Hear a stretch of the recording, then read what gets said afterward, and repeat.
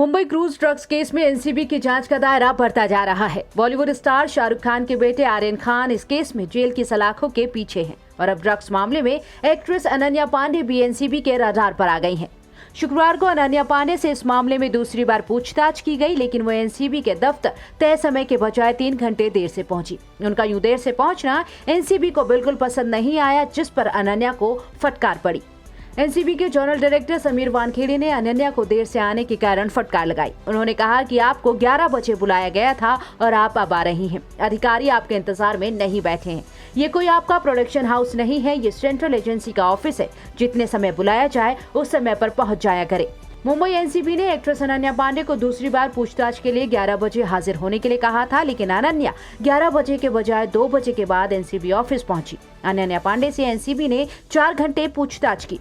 गुरुवार के दिन भी इस मामले में एनसीबी ने 2 घंटे अनन्या से पूछताछ की थी। अब अनन्या पांडे को एनसीबी ने सोमवार को फिर से पूछताछ के लिए बुलाया है। पांडे को बुलाया गया है और उसके बाद आगे की कार्रवाई होगी।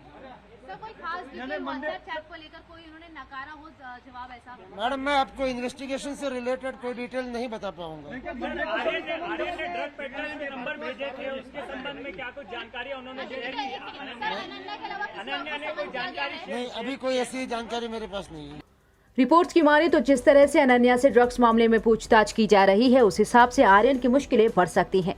अनन्या पांडे से जुड़ी 3 चैट सबसे अहम है। 2018-2019 के बीच ये चैट्स गांजा को लेकर हुई थी। अनन्या के दोनों फोन एनसीबी ने सीज कर दिए हैं। उन पर सवालों की बौछार हुई तो अनन्या काफी कंफ्यूज नजर आई। उन्होंने कई सवालों को ये कहकर टाला कि उन्हें ठीक से याद नहीं है।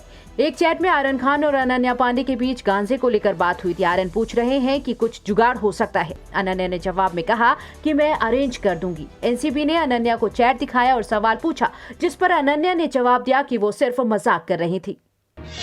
केंद्रीय सड़क परिवहन और राजमार्ग मंत्री नितिन गडकरी ने कहा कि भारतमाला परियोजना के तहत देश में करीब 35 मल्टी मॉडल लॉजिस्टिक पार्क बनाए जाएंगे, जिनमें से 4 महाराष्ट्र में प्रस्तावित हैं।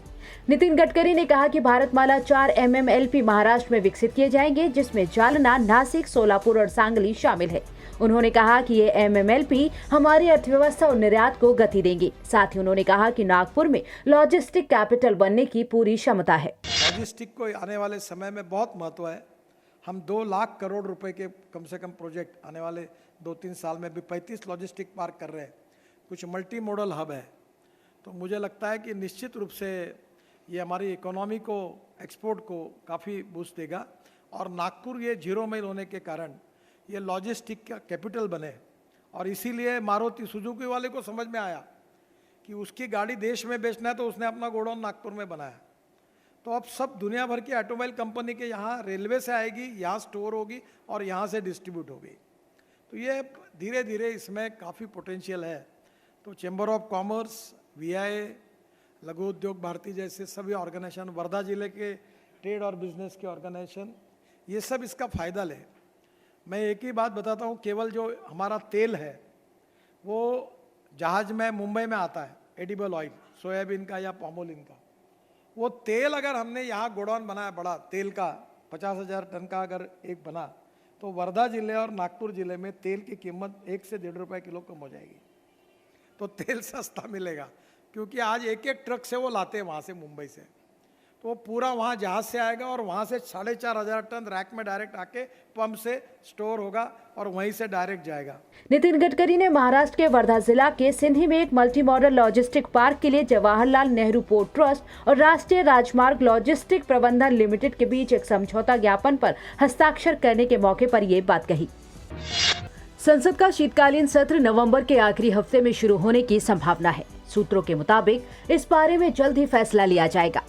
सूत्रों की माने तो सरकार शीतकालीन सत्र को 29 नवंबर से शुरू करके 23 दिसंबर तक चलाने पर विचार कर रही है। तारीख तय करने के लिए जल्द ही संसदीय मामलों से जुड़ी कैबिनेट कमेटी की बैठक होने जा रही है, जिसमें अंतिम फैसला लिया जाएगा। पिछले साल कोरोना के चलते संसद का शीतकालीन सत्र नहीं हो पाया था। इस बार सत्र नियमित हो, ऐसी संभावना है। सूत्रों के मुताबिक इस साल के मॉनसून सत्र की तरह ही लोकसभा और राज्यसभा की बैठकें एक साथ हुआ करेंगी। अगस्त में खत्म हुआ मॉनसून सत्र पेगासस जासूसी कांड और कृषि कानूनों के मुद्दे पर हंगामे की भेंट चढ़ गया था और ज्यादातर समय हंगामे में बर्बाद हो गया। यूपी और पंजाब समेत 5 राज्यों में होने वाले विधानसभा चुनावों के मद्देनजर शीतकालीन सत्र भी हंगामेदार होना तय है। महंगाई, भारत चीन सीमा विवाद और कृषि कानूनों जैसे मुद्दे पर सरकार और विपक्ष एक दूसरे पर हमलावर रहेंगे।